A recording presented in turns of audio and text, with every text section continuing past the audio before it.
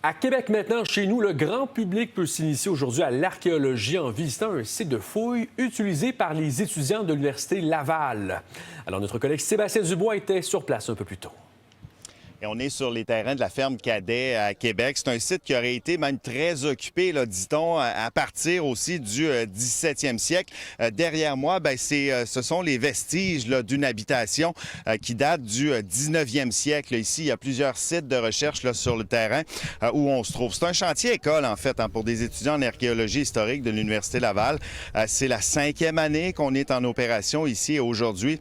On ouvre le site au public pour voir les étudiants à l'œuvre qui effectuent les fouilles, mais on présente aussi aux gens le fruit de ces fouilles avec les différents artefacts qui auront été trouvés. Pour les élèves, évidemment, c'est la meilleure occasion de quitter la théorie, de se plonger dans la pratique. Écoutons des réactions. C'est sûr qu'au niveau de l'apprentissage, c'est vraiment plus qu'en classe. Là. Ça nous permet de voir et de travailler ce qu'on a vu durant toute l'année.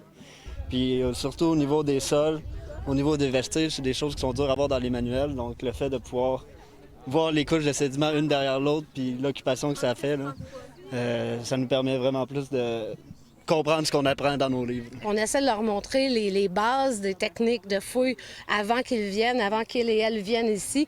Mais c'est vraiment, une fois qu'on se retrouve en face d'un casse-tête, des murs enchevêtrés comme ça, qu'on apprend vraiment à lire les couches, à lire les différents vestiges qu'on retrouve.